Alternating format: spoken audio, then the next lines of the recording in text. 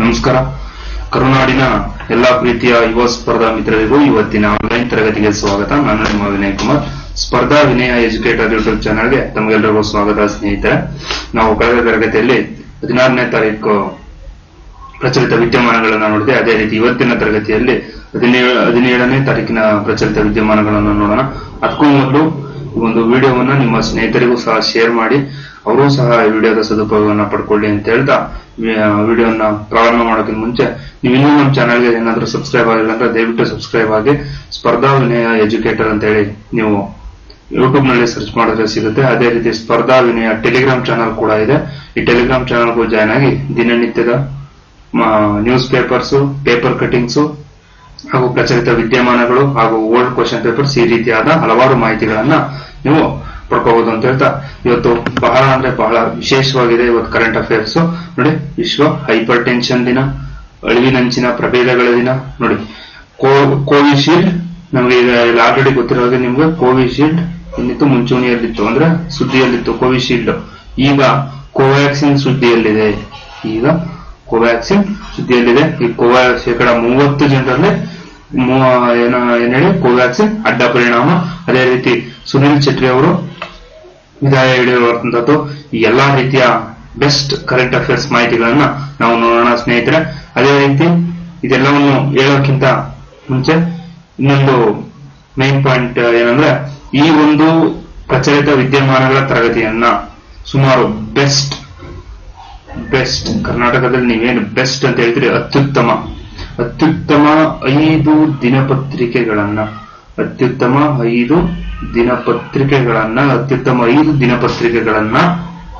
ನಾವು ಓದಿ ಅದರಿಂದ ಮಾಹಿತಿಗಳನ್ನ ತೆಗೆದುಕೊಂಡು ಈ ಒಂದು ಪ್ರಚಲಿತ ವಿದ್ಯಮಾನಗಳ ತರಗತಿಯನ್ನ ಮಾಡ್ತಾ ಇರ್ತಕ್ಕಂಥದ್ದು. ಯಾವುದೇ ರೀತಿ ಮ್ಯಾನ್ಯುವಲ್ ಅಂದ್ರೆ ಕೈಪಿಡಿ, ಯಾವುದೇ ರೀತಿ ಕೈಪಿಡಿಗಳನ್ನ ನೋಡೋದಾಗ್ಲಿ, ಮತ್ತೊಂದಾಗ್ಲಿ, ಅಥವಾ ಇಂಟರ್ನೆಟ್ ನ ಕೂಡ ಬಳಕೆ ಮಾಡ್ತೀವಿ. ಆದ್ರೆ ನಾವು ಈ ಒಂದು ವಿಚಾರದಲ್ಲಿ, ಪ್ರಚಲಿತ ವಿದ್ಯಮಾನಗಳ ವಿಚಾರದಲ್ಲಿ ಆದಷ್ಟು ಏನ್ ಮಾಡ್ತೀವಿ, ದಿನಪತ್ರಿಕೆಗಳನ್ನ ಅತ್ಯುತ್ತಮ 5 ದಿನಪತ್ರಿಕೆಗಳನ್ನ ನೋಡಿ ಆ 5 ದಿನಪತ್ರಿಕೆಗಳಲ್ಲಿ ಅತ್ಯುತ್ತಮವಾಗಿ ಯಾವುದರಲ್ಲಿ ಹೇಳ್ತಾರೆ ಆ ಒಂದು ಪೇಪರ್ ಕಟಿಂಗ್ ಅನ್ನ ತಗೊಂಡು ಈ ಒಂದು ಪ್ರಚಲಿತ ವಿದ್ಯಮಾನಗಳ ತರಗತಿಯನ್ನ ಸಿದ್ಧಪಡಿಸಿರ್ತಕ್ಕಂಥದ್ದು. ಸ್ನೇಹಿತರೆ, ತರಗತಿಯನ್ನ ಪ್ರಾರಂಭ ಮಾಡೋಣ. ಈ ದಿನದ ವಿಶೇಷ ಏನಂದ್ರೆ ವಿಶ್ವ ಹೈಪರ್ ಟೆನ್ಷನ್ ದಿನ. ಏನಂದ್ರೆ ಹೈಪರ್ ಟೆನ್ಷನ್ ಅಂದ್ರೆ ಏನು? ಅಧಿಕ ರಕ್ತದೊತ್ತಡ, ಬಿಪಿ. ನೀವೇನು ಬಿಪಿ ಅಂತ ಕರಿತೀರಿ, ಬ್ಲಡ್ ಪ್ರೆಷರ್. ಈ ಬಿಪಿ ಅಂತ ಏನೇನು ಕರಿತೀವಿ, ಇದು ಜಗತ್ತಿನಲ್ಲಿ ಹೆಚ್ಚುತ್ತಾ ಇರತಕ್ಕಂಥ ಆರೋಗ್ಯ ಸಮಸ್ಯೆಯಲ್ಲಿ ಈ ಬ್ಲಡ್ ಪ್ರೆಷರ್ ಕೂಡ ಒಂದು. ಅಂದ್ರೆ ಜನಸಾಮಾನ್ಯರಿಗೆ ಬಿಪಿ ಎಂತಕ್ಕಂಥದ್ದು ಈ ಒಂದು ಸಾಮಾನ್ಯ ಕಾಯಿಲೆ ಆಗೋಗಿದೆ. ಈಗ ಮೊದಲು ಏನಾಗಿತ್ತು, ಇದೊಂದು ಈ ಬಿಪಿ ಅಂದ್ರೆ ಅಯ್ಯೋ ಅವ್ರಿಗೆ ಬಿಪಿ ಇದೆಯಂತೆ ಅಂತ ಅಂತಿದ್ರು. ಆದ್ರೆ ಈಗಿನ ಒಂದು ಆಹಾರ ಪದ್ಧತಿ ಆಗಿರ್ಬೋದು, ಎಲ್ಲರಲ್ಲೂ ಕೂಡ ಈ ಒಂದು ಬಿಪಿ ಅಥವಾ ರಕ್ತದೊತ್ತಡ, ಹೈಪರ್ ಟೆನ್ಷನ್ ಎಂತಕ್ಕಂಥದ್ದು ಸಾಮಾನ್ಯವಾದ ಕಾಯಿಲೆ ಆಗಿದೆ. ಜನಸಾಮಾನ್ಯರಲ್ಲಿ ಬಿಪಿ ಅಂದ್ರೆ ಇವತ್ತು ಫಸ್ಟ್ ನೀವೇನೇ ಒಂದು ಆರೋಗ್ಯ ಸಮಸ್ಯೆ ಅಂತ ಒಂದು ಆಸ್ಪತ್ರೆಗೆ ಹೋದ್ರೆ ಮೊದಲು ಆ ವ್ಯಕ್ತಿ ಕೇಳೋದೇನಂತ, ಬಿಪಿ ಇದೆಯಾ, ಶುಗರ್ ಇದೆಯಾ, ಬಿಪಿ ಶುಗರ್ ಕೇಳ್ತಾರೆ. ಯಾಕಂದ್ರೆ ಈಗ ಇದೊಂದು ಸಾಮಾನ್ಯ ಕಾಯಿಲೆ. ನಾನು ಹೇಳಿದಾಗೆ ಇದೊಂದು ಎಲ್ಲರಲ್ಲೂ ಇರುತ್ತೆ ಈಗ ಇದು, ಓಕೆನಾ? ಯಾಕಂದ್ರೆ ಈಗಿರ್ತಕ್ಕಂಥ ಇದು ಆಹಾರ ಪದ್ಧತಿ ಹಾಗೂ ವಾಯು ಮಾಲಿನ್ಯ, ಶಬ್ದ ಮಾಲಿನ್ಯ ಎಲ್ಲವನ್ನೂ ನಾವು ಇದಕ್ಕೆ ಮಾಡ್ಕೊಂಡಾಗ ಏನಿದೆ ಬ್ಲಡ್ ಪ್ರೆಷರ್ ಇವತ್ತು ಕಾಮನ್ ಆಗಿದೆ. ಈ ಒಂದು ಹೈಪರ್ ಟೆನ್ಷನ್, ಇದೊಂದು ಅಧಿಕ ರಕ್ತದೊತ್ತಡವನ್ನ ಕುರಿತು ಜನಸಾಮಾನ್ಯರಲ್ಲಿ ಜಾಗೃತಿ ಮೂಡಿಸುವಂತಹ ಒಂದು ಸಲುವಾಗಿ ಪ್ರತಿ ವರ್ಷ ಮೇ 17ನೇ ತಾರೀಕು ವಿಶ್ವ ಹೈಪರ್ ಟೆನ್ಷನ್ ದಿನವನ್ನ ಆಚರಣೆ ಮಾಡಲಾಗ್ತದೆ. ಏನೇಳಿ ಈ ಒಂದು ಅಧಿಕ ರಕ್ತದೊತ್ತಡ ಅಥವಾ ಹೈಪರ್ ಟೆನ್ಷನ್ ಕುರಿತು ಜನಸಾಮಾನ್ಯರಲ್ಲಿ ಜಾಗೃತಿಯನ್ನ ಮೂಡಿಸುವಂತಹ ಒಂದು ಉದ್ದೇಶದಿಂದ ಪ್ರತಿ ವರ್ಷ ಮೇ 17ನೇ ತಾರೀಕು ಏನ್ ಮಾಡ್ತೇವೆ, ವಿಶ್ವ ಹೈಪರ್ ಟೆನ್ಷನ್ ದಿನವನ್ನ ಆಚರಣೆ ಮಾಡ್ತಕ್ಕಂಥದ್ದು. ಸುದೀರ್ಘವಾಗಿ ಅಂದ್ರೆ ನಿಮ್ಗೆ BP ಅಂದ್ರೆ ಎಷ್ಟು ಅಂದ್ರೆ 140 ಹೈಯೆಸ್ಟ್. ಇದ್ರ ಮೇಲೆ ಅಂದ್ರೆ BP ಇದೆ, ಬ್ಲಡ್ ಪ್ರೆಷರ್ ಜಾಸ್ತಿ ಇದೆ ಅಂತ ಹೇಳಿ ಕರಿತೀವಿ. ಈ BP ಇಂದ ಕೆಲವೊಮ್ಮೆ ಸಾವು ಕೂಡ ಸಂಭವಿಸಬಹುದು ಹೃದಯಾಘಾತವಾಗಿ. ಈಗಿನ ಒಂದು ಇದರಲ್ಲಿ ಹೃದಯಾಘಾತ ಎಂತಕ್ಕಂಥದ್ದು ಹಲವಾರು ಜನರಲ್ಲಿ ಇವತ್ತು ಅತಿ ಹೆಚ್ಚು ಹೃದಯಾಘಾತ ಚೀನಾದಲ್ಲಿ ಕಂಡು ಬರ್ತಕ್ಕಂಥದ್ದು. ಅತಿ ಹೆಚ್ಚು ಚೀನಾ ನಂತರ ಭಾರತನೇ ಅತಿ ಹೆಚ್ಚು ಹೃದಯಾಘಾತದಲ್ಲಿ ಸಾವನ್ನಪ್ತಾ ಇರ್ತಕ್ಕಂಥದ್ದು ನೋಡ್ತಾ ಇದ್ರೆ. ಇವತ್ತು ಒಂದು ಆಸ್ಪತ್ರೆಗೆ ಹೋದ್ರೆ ಪ್ರಮುಖವಾಗಿ ಹೃದಯಾಘಾತದಿಂದ ಮೃತಪಟ್ಟವರು ಜಾಸ್ತಿ. ಆದ್ರಿಂದ ನಾವು ಇದರ ಬಗ್ಗೆ ಅತ್ಯುನ್ನತವಾಗಿ ಕೇರ್ ತಗೊಳ್ಳೇಬೇಕು. ತಗೊಂಡು ಜನಸಾಮಾನ್ಯರಲ್ಲಿ ಜಾಗೃತಿಯನ್ನ ಮೂಡಿಸ್ಬೇಕು. ಯಾಕಂದ್ರೆ ಇವತ್ತು ಜನಸಾಮಾನ್ಯರಲ್ಲಿ ಜಾಗೃತಿಯನ್ನ ಮೂಡಿಸ್ಲಿಲ್ಲ ಅಂದ್ರೆ ಈ ಒಂದು ಟೆನ್ಷನ್ ಜಾಸ್ತಿ ಮಾಡ್ಕೊಳ್ತಾನೆ. ಅಂದ್ರೆ ಅಯ್ಯೋ ನನ್ಗೆ BP ಇದೆ, ಯಾವ ಸಮಯದಲ್ಲಿ ಏನಾಗುತ್ತೋ. ಆದ್ರೆ ಇದನ್ನ ಒಂದು ನಿಯಂತ್ರಣದಲ್ಲಿರುವುದನ್ನು ಕುರಿತು ನಾವು ಜನಸಾಮಾನ್ಯರಲ್ಲಿ ಜಾಗೃತಿಯನ್ನ ಮೂಡಿಸಿದಾಗ ಯಾವುದೇ ರೀತಿ ಅಪಾಯಗಳು ಆಗೋದಿಲ್ಲ ಅಂತೇಳಿ ಈ ಒಂದು ಹೈಪರ್ ಟೆನ್ಷನ್ ದಿನವನ್ನ ವಿಶ್ವ ಮಟ್ಟದಲ್ಲಿ ವಿಶ್ವ ಹೈಪರ್ ಟೆನ್ಷನ್ ದಿನವನ್ನಾಗಿ ಆಚರಿಸಲಾಗ್ತದೆ ಸ್ನೇಹಿತರೆ. ಅದೇ ರೀತಿ ಇವತ್ತು ಮತ್ತೊಂದು ವಿಶೇಷ, ವಿಶ್ವ ದೂರ ಸಂಪರ್ಕ ಮತ್ತು ಮಾಹಿತಿ ಸಮಾಜ ದಿನ. ವಿಶ್ವ ದೂರ ಸಂಪರ್ಕ ಮತ್ತು ಮಾಹಿತಿ ಸಮಾಜ ದಿನ. ಇಂಟರ್ನೆಟ್ ಮತ್ತು ಇತರೆ ಮಾಹಿತಿ ಸಂಪರ್ಕ ತಂತ್ರಜ್ಞಾನ ಬಳಕೆಯಿಂದ ಸಾಮಾಜಿಕ ಹಾಗೂ ಆರ್ಥಿಕ ಪ್ರಗತಿಯ ಸಾಧ್ಯತೆಗಳ ಕುರಿತು ಅರಿವು ಮೂಡಿಸುವ ಸಲುವಾಗಿ ಮೇ 17ರಂದು ವಿಶ್ವ ದೂರ ಸಂಪರ್ಕ ಮತ್ತು ಮಾಹಿತಿ ದಿನವನ್ನಾಗಿ ಆಚರಣೆ ಮಾಡಲಾಗ್ತದೆ. ಇವತ್ತು ಇಂಟರ್ನೆಟ್ ಇಲ್ಲ ಅಂದ್ರೆ ನಾವು ಯಾರು ಇರ್ಲಿಕ್ಕೆ ಆಗೋದಿಲ್ಲ. ಇವತ್ತು ಇಂಟರ್ನೆಟ್ ಇಲ್ಲ ಅಂದ್ರೆ ಇವತ್ತು ನಿಜವಾಗಿಯೂ ಇವತ್ತು ನಾನು ಕುತ್ಕೊಂಡು ಕ್ಲಾಸ್ ಕೂಡ ಮಾಡ್ಲಿಕ್ಕಾಗಲ್ಲ. ನೀವು ನನ್ನ ಕ್ಲಾಸ್ ಅನ್ನ ವೀಕ್ಷಣೆ ಮಾಡ್ಲಿಕ್ಕೂ ಆಗಲ್ಲ ಅಲ್ವಾ. ಆದ್ದರಿಂದ ಇಂಟರ್ನೆಟ್ ಇಂದ ಲಾಭವೂ ಇದೆ, ನಷ್ಟವೂ ಇದೆ. ಲಾಭ ನಷ್ಟ ಎರಡೂ ಇರ್ತಕ್ಕಂಥದ್ದು. ಆದ್ರೆ ಇದನ್ನ ನಾವು ನಷ್ಟವನ್ನಾಗಿ ಬಳಸಿಕೊಳ್ಳುವುದನ್ನ ಬಿಡಬೇಕು. ಮೊದಲು ಲಾಭವನ್ನಾಗಿ ಪಡ್ಕೊಳ್ಳಿ. ಇವತ್ತು ಎಲ್ಲೋ ಒಬ್ಬ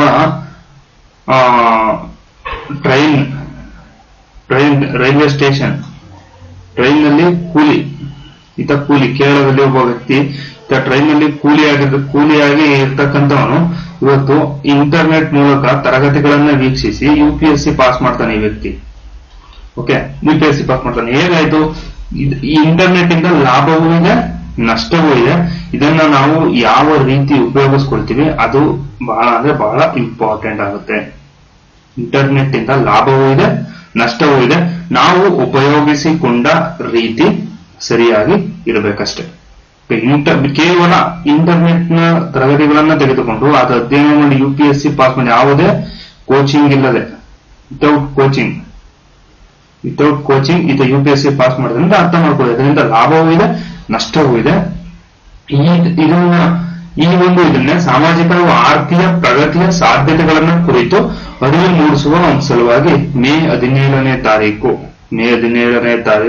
ಏನ್ ಮಾಡ್ತಾರೆ, ವಿಶ್ವ ದೂರ ಸಂಪರ್ಕ ಮತ್ತು ಮಾಹಿತಿ ದಿನವನ್ನಾಗಿ ಆಚರಣೆ ಮಾಡಲಾಗ್ತದೆ. ಅದೇ ರೀತಿ ಮಾಹಿತಿ ಸಂಪರ್ಕ ತಂತ್ರಜ್ಞಾನ ಕ್ರಾಂತಿಗೆ ನಾಂದಿ ಹಾಡಿತು ಟೆಲಿಗ್ರಾಫ್. ಮೇ 17, 1865 ಮೊದಲ ಅಂತಾರಾಷ್ಟ್ರೀಯ ಟೆಲಿಗ್ರಾಫ್ ಶೃಂಗಸಭೆ ಒಂದು ನಡೀತದೆ. ಅವಾಗ ಮೇ 17, 1865 ಅಂತಾರಾಷ್ಟ್ರೀಯ ಟೆಲಿಗ್ರಾಫ್ ಶೃಂಗಸಭೆ ನಡೀತದೆ. ಇದರ ಸ್ಮರಣಾರ್ಥ ಪ್ರತಿ ವರ್ಷ ಅದೇ ದಿನದಂದು ಏನ್ ಮಾಡ್ತೀವಿ, ವಿಶ್ವ ದೂರ ಸಂಪರ್ಕ ಮತ್ತು ಮಾಹಿತಿ ಸಮಾಜ ದಿನವನ್ನಾಗಿ ಘೋಷಣೆ ಮಾಡಿ ಇವತ್ತಿನವರೆಗೂ ಆಚರಿಸಿಕೊಂಡು ಬರಲಾಗ್ತಾ ಇದೆ ಸ್ನೇಹಿತರೆ. ತುಂಬಾ ಇಂಪಾರ್ಟೆಂಟು. ಅದೇ ರೀತಿ ವಿಶ್ವ ಅಳಿವಿನಂಚಿನ ಪ್ರಭೇದಗಳ ದಿನ. ಏನು ವಿಶ್ವ ಅಳಿವಿನಂಚಿನ ಪ್ರಭೇದಗಳ ದಿನ ಅಂದ್ರೆ, ಭೂಮಿಯ ಮೇಲಿನ ಜೀವಿಗಳಲ್ಲಿ ಹಲವಾರು ಪ್ರಭೇದಗಳಿವೆ. ಅದರಲ್ಲಿ ಈಗ ಆಲ್ರೆಡಿ ಕೆಲವೊಂದು ಅಳಿವಿನ ಅಂಚಿನ ಅಂದ್ರೆ ಈಗ ಆಲ್ರೆಡಿ ಕೆಲವೊಂದು ನಶಿಸಿ ಹೋಗ್ತಿದ್ದಾವೆ. ಇವತ್ತು ನಾವು ಕಾಡನ್ನ ನಾಶ ಮಾಡ್ತಾ ಇದೀವಿ. ಕಾಡನ್ನ ನಾಶ ಮಾಡ್ತಾ ಇದೀವಿ. ಕಾಡಿನಲ್ಲಿ ರಸ್ತೆಗಳನ್ನ ಮಾಡ್ತಿದೀವಿ. ಕಾಡಿನ ಒಳಗೆ ರಸ್ತೆಗಳನ್ನ ಮಾಡ್ತಾ ಇದೀವಿ. ವಿದ್ಯುತ್ ತಂತಿಗಳನ್ನ ಹಾಕ್ತಾ ಇದೀವಿ. ಇವತ್ತು ಎಲ್ಲೋ ಯಾವುದೋ ಒಂದು ನೋಡಿ, ಇಲ್ಲಿ ಒಂದು ಬೆಟ್ಟ, ಮಧ್ಯದಲ್ಲಿ ಊರು. ಮಧ್ಯದಲ್ಲಿ ಒಂದು ಊರು. ಈ ಊರಿಗೆ ಇಲ್ಲಿಂದ ಒಂದು ಸಂಪರ್ಕವನ್ನು ಕೊಡಬೇಕು, ವಿದ್ಯುತ್ ಸಂಪರ್ಕವನ್ನು ಕೊಡಬೇಕು ಅಂದಾಗ ನಾವೇನ್ ಮಾಡ್ತೀವಿ, ಇಲ್ಲಿ ಒಂದಷ್ಟು ವಿದ್ಯುತ್ ಕಂಬಗಳನ್ನ ನೆಟ್ಟು ಈ ಊರಿಗೆ ವಿದ್ಯುತ್ ಸಂಪರ್ಕವನ್ನು ನೀಡಬೇಕು ಅಲ್ವಾ. ಈ ಒಂದು ವಿದ್ಯುತ್ ಸಂಪರ್ಕವನ್ನು ನೀಡುವಾಗ ಏನ್ ಮಾಡ್ಬೇಕು, ದೊಡ್ಡ ದೊಡ್ಡ ಕಂಬಗಳನ್ನ ಹಾಕ್ಬೇಕು. ಈ ದೊಡ್ಡ ದೊಡ್ಡ ಕಂಬಗಳನ್ನ ಹಾಕ್ಬೇಕಾದ್ರೆ ಮರಗಳು ತಡೆಯದಂತೆ ಮರಗಳನ್ನ ಕಡಿಯಬೇಕು. ಹಾಗೂ ಈ ಒಂದು ಊರಿಗೆ ರಸ್ತೆಗಳನ್ನ ಕಲ್ಪಿಸಬೇಕಾದ್ರೆ ಇಲ್ಲಿ ರೋಡ್ಗಳನ್ನ ಮಾಡಬೇಕು. ಈ ಒಂದು ಇದರ ಸಲುವಾಗಿ ಹಲವಾರು ಮರಗಳನ್ನ ಕಡಿತೀವಿ, ಹಲವಾರು ಮರಗಳನ್ನ ಕಡಿದು ವಿದ್ಯುತ್ ಸಂಪರ್ಕ ಹಾಗೂ ರಸ್ತೆಯನ್ನ ಕಲ್ಪಿಸ್ತೀವಿ. ಈ ಒಂದು ಕಲ್ಪಿಸಿದಾಗ ಇದರಿಂದ ಆಗುತ್ತೆ ಅಂದ್ರೆ ಹೌದು ಖಂಡಿತ ಆಗುತ್ತೆ. ರಸ್ತೆಗಳನ್ನ ಅಗಲೀಕರಣ ಮಾಡ್ತೀವಿ, ವಾಹನಗಳಿಗೆ ಡಿಕ್ಕಿಯಾಗಿ ಹಲವಾರು ಪ್ರಾಣಿಗಳು ಮರಣವನ್ನ ಹೊಂದಬಹುದು. ಇವತ್ತು ನಾವು ದಿನನಿತ್ಯದ ಪೇಪರ್ ಓದ್ತೀವಿ, ವಿದ್ಯುತ್ ತಂತಿಗೆ ಹಲವಾರು ಪಕ್ಷಿಗಳು ತಗುಲಿ ಸಾವನ್ನಪ್ಪುತ್ತವೆ, ಹಲವಾರು ಪಕ್ಷಿಗಳು ತಗುಲಿ ಸಾವನ್ನಪ್ಪಬಹುದು. ಹಾಗೂ ಯಾವುದೋ ಒಂದು ವಿದ್ಯುತ್ ತಂತಿ ತುಂಡಾಗಿ ಬಿದ್ದು ಅದ್ರ ಮೇಲೆ ಯಾವುದೋ ಒಂದು ಪ್ರಾಣಿ ಬಂದು ಕಾಲಿನ ಇಟ್ಟು ಪ್ರಾಣವನ್ನ ಕಳ್ಕೋಬಹುದು. ಇವತ್ತು ಮನುಷ್ಯರೇ ಪ್ರಾಣ ಕಳ್ಕೊತಿದ್ದಾರೆ ವಿದ್ಯುತ್ ತಂತಿ ಮೇಲೆ ಕಾಲಿಟ್ಟು ಅಂತಂದ್ರೆ ಪ್ರಾಣಿಗಳು ಕಳ್ಕೊಳ್ತಾನೆ ಇರುತ್ತಾ ಅಲ್ವಾ. ಈ ರೀತಿಯಾದಂತಹ ಕೆಲವೊಂದು ಇದರಿಂದ ಇವತ್ತು ಹಲವಾರು ಪ್ರಾಣಿಗಳು ಅಂದ್ರೆ ಸುಮಾರು ನಾವು ಇನ್ನೂ ನೋಡೇ ಇಲ್ಲ ಆ ರೀತಿ ಪ್ರಾಣಿಗಳನ್ನ ಅಳಿವಿನಂಚಿಗೆ ಬಂದ್ರೆ ಅವು ಕೇವಲ ಕೆಲವು ಕಾಲದಲ್ಲಿ ಒಂದೋ ಎರಡೋ ಇರ್ಬೋದು. ನಾನು ಹೇಳಿದೆ ಲಾಸ್ಟ್ ಟೈಮ್ ಕತ್ತೆ ಕಿರುಬ ನಮ್ಮ ಬಂಡೀಪುರದಲ್ಲಿ ಕಾಣಿಸ್ಕೊಂಡಿರ್ತಕ್ಕಂಥದ್ದು. ಇದು ಎಷ್ಟು 12 ವರ್ಷಗಳ ನಂತರ 2012ರಲ್ಲಿ ಕಾಣಿಸ್ಕೊಂಡಿದ್ದು. 12ರಲ್ಲಿ ಕಾಣಿಸ್ಕೊಂಡಿತ್ತು.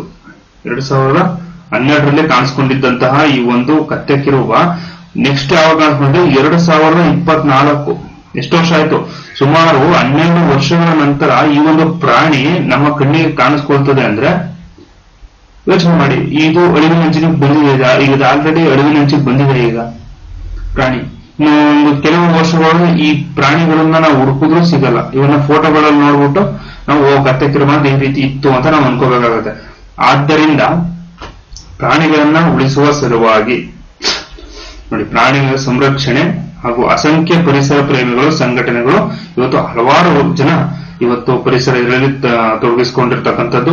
ಭೂಮಿ ಮೇಲೆ ಜೈವಿಕ ವೈದ್ಯರ ಕಾರ್ಯಗಳು ಅಳಿವಿನಂಚಿನ ಪ್ರಭೇದಗಳ ಸಂರಕ್ಷಣೆ ಅಗತ್ಯ. ಈ ಕುರಿತು ಜಾಗೃತಿ ಮೂಡಿಸುವ ಉದ್ದೇಶದಿಂದ ವೆರಿ ವೆರಿ ಇಂಪಾರ್ಟೆಂಟ್ ನೋಡಿ, ಇವಾಗ ಪ್ರತಿ ವರ್ಷ ಮೇ ತಿಂಗಳ 3ನೇ ಶುಕ್ರವಾರದಂದು ವಿಶ್ವ ಅಳಿವಿನಂಚಿನ ಪ್ರಭೇದಗಳ ದಿನವನ್ನಾಗಿ ಆಚರಣೆ ಮಾಡಲಾಗುತ್ತೆ.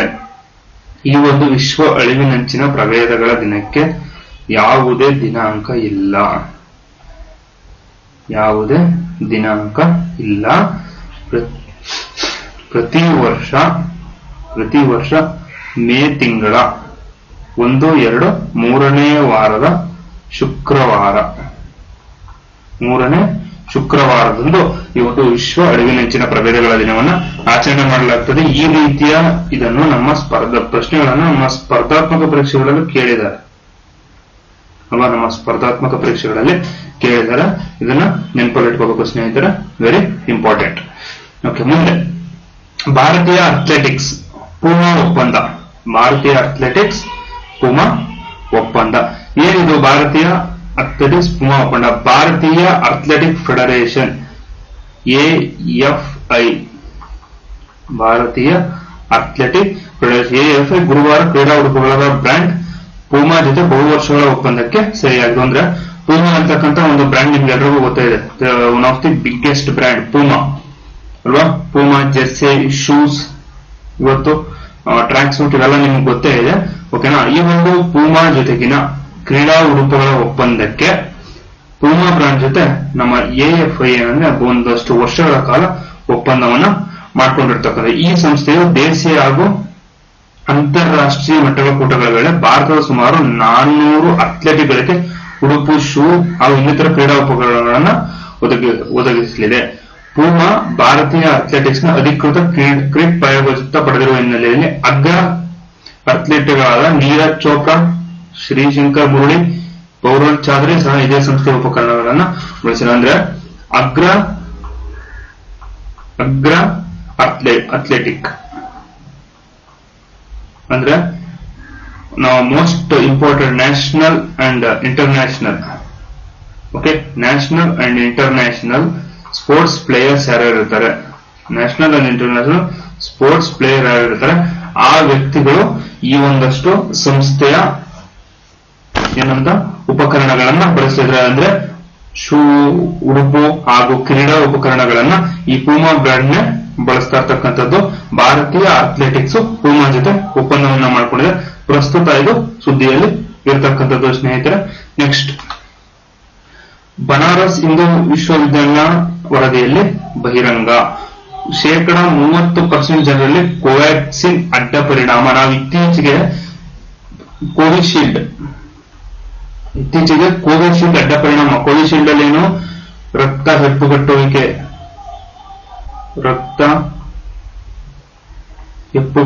ಆಗುತ್ತೆ. ರಕ್ತ ಹೆಪ್ಪುಗಟ್ಟುವಿಕೆ ಆಗೋದು ಮನುಷ್ಯನ ದೇಹದಲ್ಲಿ. ರಕ್ತ ಹೆಪ್ಪುಗಟ್ಟುವ ಅಂದ್ರೆ 100ಕ್ಕೆ ಒಬ್ಬರಲ್ಲಿ, 100ಕ್ಕೆಲ್ಲ 100ಕ್ಕೋ 1000 ಜನರಲ್ಲೋ ಒಬ್ಬರಲ್ಲಿ ರಕ್ತ ಹೆಪ್ಪುಗಟ್ಟಬಹುದು ಅಂತೇಳಿ ಕೋವಿಶೀಲ್ಡ್ ತಯಾರಿಸಿದಂತಹ ಸಂಸ್ಥೆ ಇತ್ತೀಚೆಗೆ ಒಪ್ಕೊಂಡಿತ್ತು. ಇದು ನಮಗೆ ಸುದ್ದಿಯಲ್ಲಿ ಇತ್ತು ಈಗ ಆಲ್ರೆಡಿ, ಯಾವುದು ಕೋವಿಶೀಲ್ಡ್. ಆದ್ರೆ ಬನಾರಸ್ ಹಿಂದೂ ವಿಶ್ವವಿದ್ಯಾನಿಲಯದ ಅಧ್ಯಯನದ ವರದಿಯಲ್ಲಿ ಈಗ ಬಹಿರಂಗವಾಗಿರ್ತಕ್ಕಂಥ ಕೋವ್ಯಾಕ್ಸಿನ್ ಕೂಡ ಅಡ್ಡ ಪರಿಣಾಮ ಇದೆ. 30% ಜನರಲ್ಲಿ ಕೋವ್ಯಾಕ್ಸಿನ್ ಅಡ್ಡ ಪರಿಣಾಮ ಇರ್ತಕ್ಕಂಥದ್ದು ನಾವು ಒಪ್ಕೊಂಡಿದೆ. ಓಕೆನಾ. ಕೋವಿಡ್-19 ವೈರಸ್ ಪ್ರತಿರೋಧಕ ಕೋವಿಶೀಲ್ಡ್ ಲಸಿಕೆಯಿಂದ ಆರೋಗ್ಯದ ಮೇಲೆ ಅಡ್ಡ ಪರಿಣಾಮ ಬೀರುತ್ತದೆ ಎಂತಕ್ಕಂತಹ ಒಂದು ನೆನಪು ಈಗಾಗಲೇ ಇನ್ನು ನಮ್ಮಲ್ಲಿ ಹೋಗೇ ಇಲ್ಲ. ಇದು ಹೋಗೋಕೆ ಮೊದಲೇ ಭಾರತ ಬಯೋಟೆಕ್ ಔಷಧ ತಯಾರಿಕಾ ಕಂಪನಿ ಉತ್ಪಾದಿಸಿದ ಕೋವ್ಯಾಕ್ಸಿನ್ ಲಸಿಕೆಯಿಂದ ಅಡ್ಡ ಪರಿಣಾಮ ಉಂಟಾಗಿದೆ ಎಂಬ ಸ್ಫೋಟಕ ಮಾಹಿತಿ ಹೊರಬಿದ್ದಿರ್ತಕ್ಕಂಥದ್ದು. ನೋಡಿ, ಸುದ್ದಿ ಮಾಹಿತಿ. ದೇಶೀಯವಾಗಿ ಹೈದರಾಬಾದ್ನ ಭಾರತ ಬಯೋಟೆಕ್ ಔಷಧ ತಯಾರಿಕಾ ಕಂಪನಿ ಉತ್ಪಾದಿಸಿದ ಕೋವ್ಯಾಕ್ಸಿನ್ ಲಸಿಕೆಯಿಂದ ಅಡ್ಡ ಪರಿಣಾಮ ಉಂಟಾಗಿದೆ ಅಂತೇಳಿ ಈಗ ಆಲ್ರೆಡಿ ಬಂದಿರತಕ್ಕಂಥದ್ದು. ಬನಾರಸ್ ಹಿಂದೂ ವಿಶ್ವವಿದ್ಯಾಲಯ ನಡೆಸಿದ ಅಧ್ಯಯನದಲ್ಲಿ 1/3 ಜನರಲ್ಲಿ, ಅಂದರೆ 100ಕ್ಕೆ 30% ಮಂದಿಯಲ್ಲಿ ಅಡ್ಡ ಪರಿಣಾಮ ಕಂಡುಬಂದಿದೆ ಎಂದು ಸಂಶೋಧನಾ ವರದಿ ಹೇಳಿದೆ. ಅಧ್ಯಯನದ ವರದಿ ಪ್ರಕಾರ ಕೋವ್ಯಾಕ್ಸಿನ್ ಲಸಿಕೆ ತೆಗೆದುಕೊಂಡ ಯುವ ಜನರಲ್ಲಿ ಅಡ್ಡ ಪರಿಣಾಮ ಹೆಚ್ಚಾಗಿ ಕಂಡುಬಂದಿದೆ ಎಂಬ ಮಾಹಿತಿ ಹೊರಬಿದ್ದಿದೆ. ಅಂದ್ರೆ 100ಕ್ಕೆ 30% ಜನರಲ್ಲಿ ಅಡ್ಡ ಪರಿಣಾಮ ಇದೆ. ಈಗ ಆಲ್ರೆಡಿ ಮೋಸ್ಟ್ಲಿ ಯುವ ಪೀಳಿಗೆ, ಯುವ ಜನರಲ್ಲಿ ಅಲ್ಲಿ ಕೊಟ್ಟಿರೋದು ಯುವ ಜನರಲ್ಲಿ ಇದಂದ್ರೆ ಇದನ್ನ ಹಾಕ್ಸಿರೋದೇ 18 ವರ್ಷ ಮೇಲ್ಪಟ್ಟವರೇ ಹಾಕ್ಸಿರೋದು. 18 ವರ್ಷ ಮೇಲ್ಪಟ್ಟವರೇ ಹಾಕ್ಸಿರ್ತಕ್ಕಂಥದ್ದು. ಅದರಿಂದ ಕೆಳಗಡೆ ಇರೋರ್ಗೆ ಹಾಕ್ಸಿಲ್ಲ. ಹೌದಲ್ವಾ. ಈ ಒಂದು ಕೋವ್ಯಾಕ್ಸಿನ್ ಲಸಿಕೆ ತೆಗೆದುಕೊಂಡ ಯುವ ಜನರಲ್ಲಿ ಒಂದು ಅಡ್ಡ ಪರಿಣಾಮ ಬೀರಿದಂತೆ ಈಗ ಆಲ್ರೆಡಿ ಹೇಳಿರ್ತಕ್ಕಂಥದ್ದು. ಏನು ಅಡ್ಡ ಪರಿಣಾಮ, ಏನು ಸೈಡ್ ಎಫೆಕ್ಟ್ಸ್, ಪ್ರತಿಯೊಂದು ಟ್ಯಾಬ್ಲೆಟ್ ಅಲ್ಲಿ ಕೂಡ ಸೈಡ್ ಎಫೆಕ್ಟ್ ಇದ್ದೇ ಇರುತ್ತೆ. ಪ್ರತಿಯೊಂದು ಟ್ಯಾಬ್ಲೆಟ್ ಅಲ್ಲಿ ಕೂಡ ಸೈಡ್ ಎಫೆಕ್ಟ್ 0.001% ಸೈಡ್ ಎಫೆಕ್ಟ್ ಇರಲೇಬೇಕು. ಇಲ್ಲ ಅಂದ್ರೆ that is not A allopathy tablet. ಅರ್ಥ ಮಾಡ್ಕೊಳ್ಳಿ. ನಮ್ಮ Ayurveda it is not A side effect. ಆಯುರ್ವೇದದಲ್ಲಿ ಸೈಡ್ ಎಫೆಕ್ಟ್ ಇಲ್ಲ. ಆದರೆ allopathy tablets, English medicine, okay, English medicine ನಲ್ಲಿ ಸೈಡ್ ಎಫೆಕ್ಟ್ ಅಂತೂ ಇದ್ದೇ ಇದೆ. ನೀವು ಅಧಿಕವಾಗಿ ಮಾತ್ರೆಗೆ ನೀರನ್ನ ಕುಡಿದೇ ಇರೋದ್ರಿಂದ ಕಿಡ್ನಿಯಲ್ಲಿ ಸ್ಟೋನ್ ಫಾರ್ಮೇಶನ್ ಆಗ್ಬೋದು ಅಲ್ವಾ.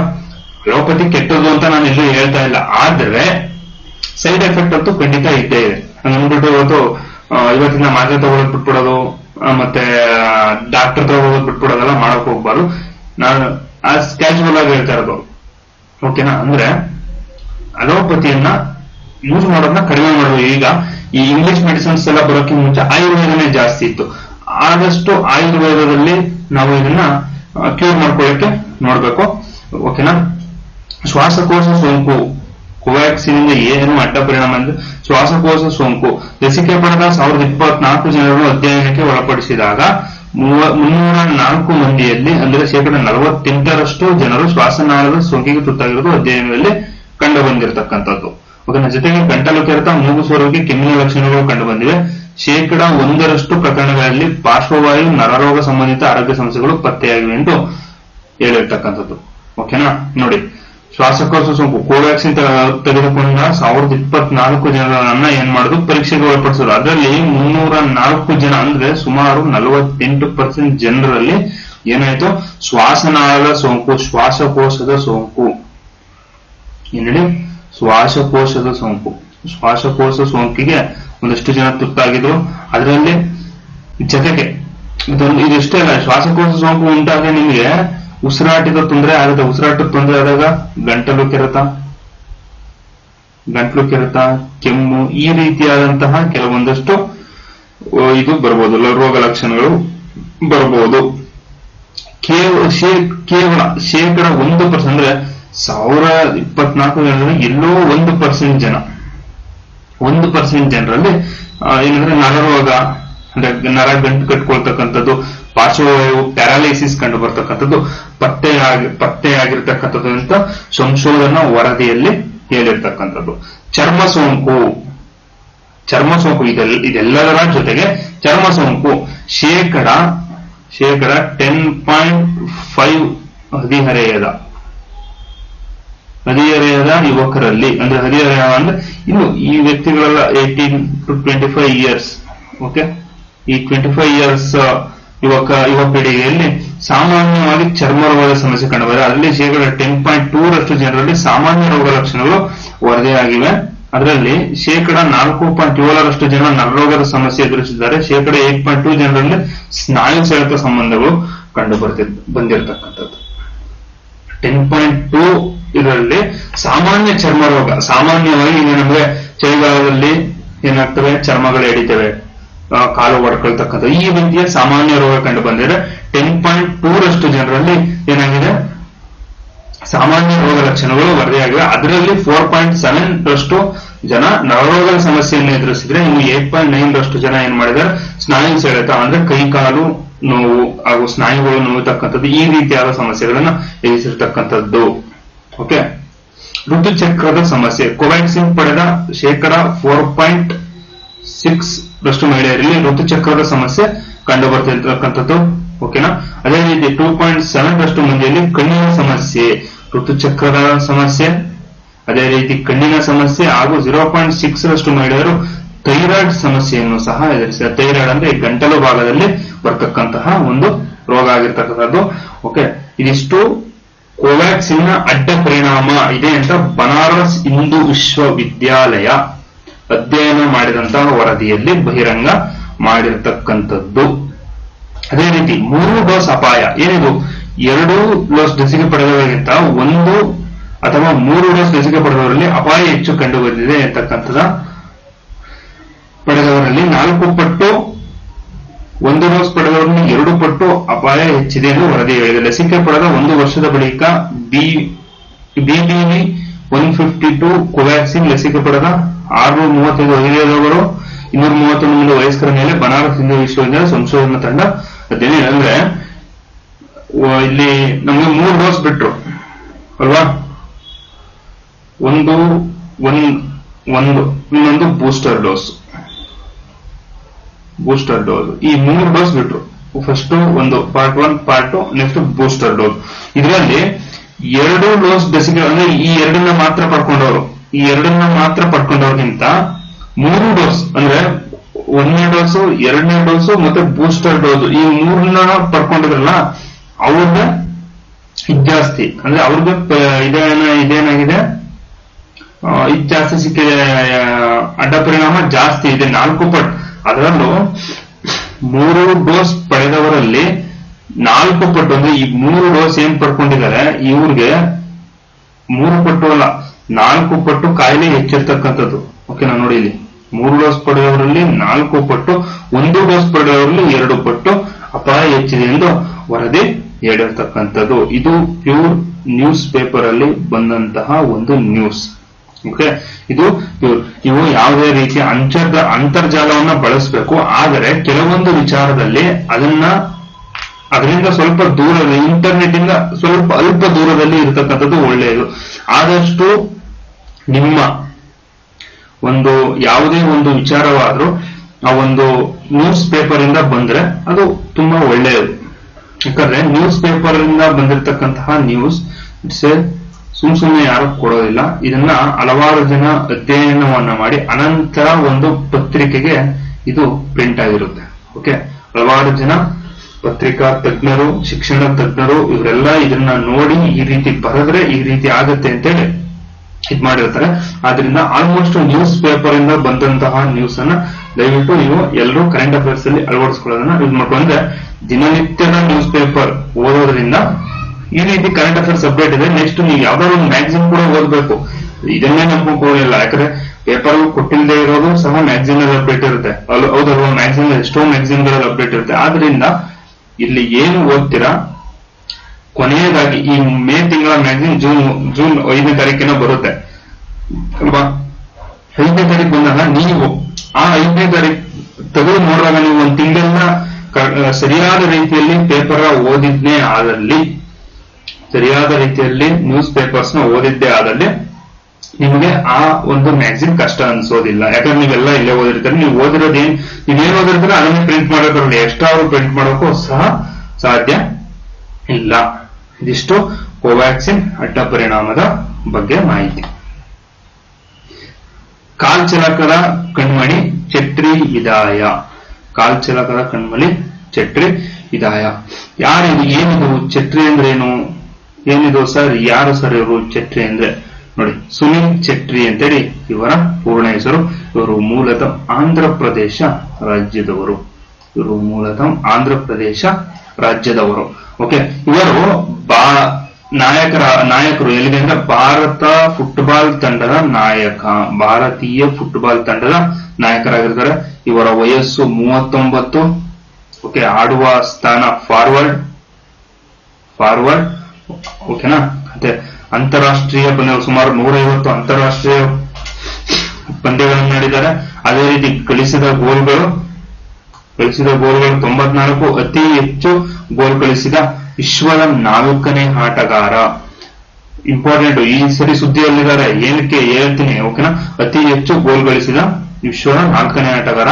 ಪದಾರ್ಪಣೆ 2005ರಲ್ಲಿ ಇವರು ಫುಟ್ಬಾಲ್ಗೆ ಪದಾರ್ಪಣೆ ಮಾಡ್ತಾರೆ. ಪಾಕಿಸ್ತಾನದ ಎದುರು ಮೊದಲು ಪದಾರ್ಪಣೆ ಮಾಡ್ತಾರೆ. ಅದೇ ರೀತಿ ಕ್ಲಬ್ ಪಂದ್ಯಗಳು 339, ಕ್ಲಬ್ ಗೋಲ್ಗಳು 158. ಸುನಿಲ್ ಚಟ್ರಿ ಅವರು, ಸುನಿಲ್ ಚಟ್ರಿ ಅವರು ಇವರು ಅಂತಾರಾಷ್ಟ್ರೀಯ ಫುಟ್ಬಾಲ್ಗೆ ನಿವೃತ್ತಿಯನ್ನ ಘೋಷಣೆ ಮಾಡಿದ್ದಾರೆ. ಪ್ರಸ್ತುತ ಆ ಕಾರಣದಿಂದ ಸುನಿಲ್ ಚಟ್ರಿ ಅವರು ಸುದ್ದಿಯಲ್ಲಿ ಇರ್ತಕ್ಕಂಥದ್ದು. ಜೂನ್ 6ರಂದು ಕೋಲ್ಕತ್ತಾದ ಸಾಲ್ಟ್ ಲೇಕ್ನಲ್ಲಿರುವ ಕುವೈತ್ ತಂಡದ ಎದುರು ನಡೆಯಲಿರುವ ಫಿಫಾ ವಿಶ್ವಕಪ್ಗೆ ಇವರು ಕ್ವಾಲಿಫೈಯಿಂಗ್ ಪಂದ್ಯವು ಅವರಿಗೆ ಕೊನೆಯಲಾಗಿರ್ತದೆ. ಇದು ಫಿಫಾ ವಿಶ್ವಕಪ್ ಏನಿದೆ ಜೂನ್ 6ನೇ ತಾರೀಕು ಕೋಲ್ಕತ್ತಾದ ಸಾಲ್ಟ್ ಲೇಕ್ ನಲ್ಲಿ ನಡೆಯತಕ್ಕಂತ ಕುವೈತ್ ತಂಡದ ಎದುರು ಒಂದು ಪಂದ್ಯ ನಡೀತದೆ. ಈ ಪಂದ್ಯದಲ್ಲಿ ಭಾಗವಹಿಸಿದ ನಂತರ ಇವರ ಏನ್ ಮಾಡಿದ್ದಾರೆ, ಅಂತಾರಾಷ್ಟ್ರೀಯ ಫುಟ್ಬಾಲ್ಗೆ ವಿದಾಯವನ್ನ ಅಂದ್ರೆ ನಿವೃತ್ತಿಯನ್ನ ಘೋಷಣೆ ಮಾಡಿದ್ದಾರೆ. ಓಕೆ ನೋಡಿ, ಇವ್ರ ಬಗ್ಗೆ ಇನ್ನೊಂದಷ್ಟು ಇಂಪಾರ್ಟೆಂಟ್ ಇದೆ. ಮೇಜರ್ ಧ್ಯಾನ್ ಚಂದ್ ಖೇಲ್ ರತ್ನ ಪ್ರಶಸ್ತಿ ಗಳಿಸಿದ ಭಾರತದ ಮೊದಲ ಫುಟ್ಬಾಲ್ ಆಟಗಾರ. ಮೇಜರ್ ಧ್ಯಾನ್ ಚಂದ್ ಖೇಲ್ ರತ್ನ ಪ್ರಶಸ್ತಿ ಗಳಿಸಿದ ಭಾರತದ ಮೊದಲ ಫುಟ್ಬಾಲ್ ಆಟಗಾರ. 2018ರ ಇಂಟರ್ ಕ್ಯಾಂಟಿನೆಂಟಲ್ ಕಪ್ ಟೂರ್ನಿಯಲ್ಲಿ 8 ಗೋಲು ಗಳಿಸಿದ ಶ್ರೇಷ್ಠ ಆಟಗಾರ ಗೌರವಕ್ಕೆ ಪಾತ್ರ.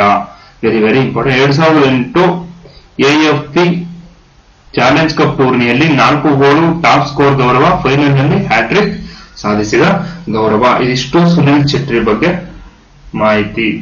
ಸುನಿಲ್ ಚಟ್ರಿ ಬಗ್ಗೆ ಇದಿಷ್ಟು ಮಾಹಿತಿ. ಓಕೆನಾ.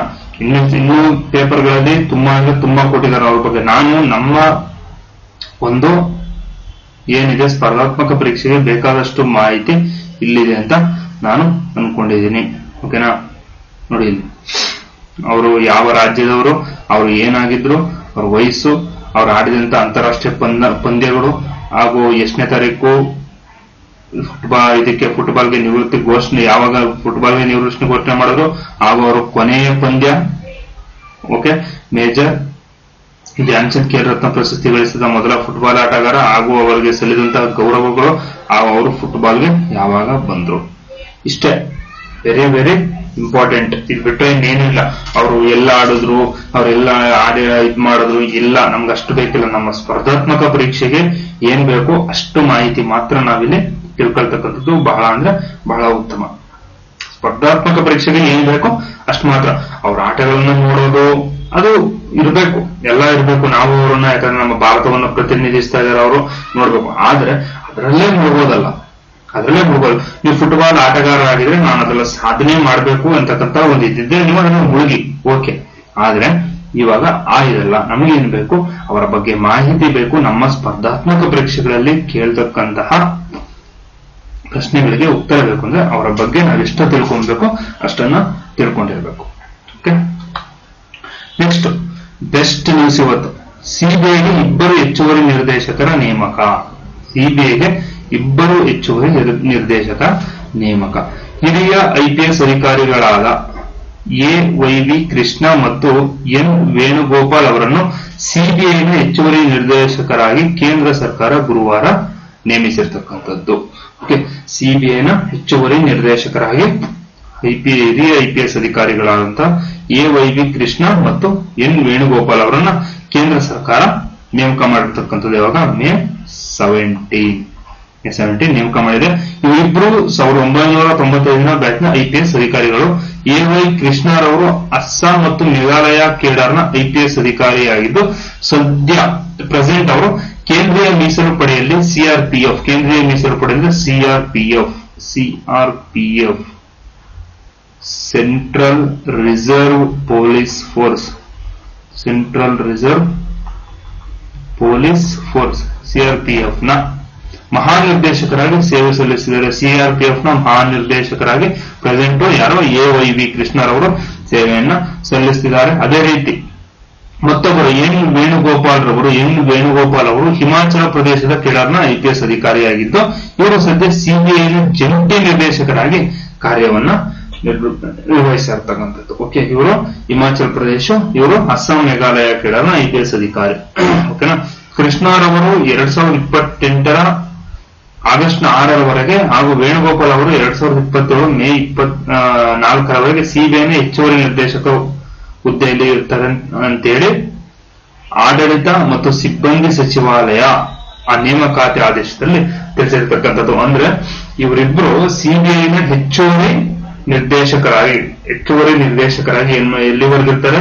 ಕೃಷ್ಣರವರು 2028 ಆಗಸ್ಟ್ 6ರವರೆಗೆ ಹಾಗೂ 2027 ಮೇ 24ರವರೆಗೆ ಸಿಬಿಐನ ಹೆಚ್ಚುವರಿ ನಿರ್ದೇಶಕರಾಗಿರ್ತಾರೆ ಅಂತೇಳಿ ಇವತ್ತು ಆಡಳಿತ ಮತ್ತು ಸಿಬ್ಬಂದಿ ಸಚಿವಾಲಯವು ಆ ನೇಮಕಾತಿ ಆದೇಶದಲ್ಲಿ ತಿಳಿಸಿರ್ತಕ್ಕಂಥದ್ದು. Very important. ನಿಮ್ಗೆ ಇನ್ನೊಂದು ಹೇಳ್ತೀನಿ, ಈ ಒಂದು ಮಾಹಿತಿ ಈ ಸಿಬಿಐನ ಹೆಚ್ಚುವರಿ ನಿರ್ದೇಶಕರಾಗಿ ನೇಮಕಗೊಂಡಂತಹ ಮಾಹಿತಿ ನಾನು ಎಲ್ಲಿ ನೋಡಿದೆ ಅಂದ್ರೆ ಇಂಟರ್ನೆಟ್ ನಲ್ಲಿ ನೋಡಿದೆ.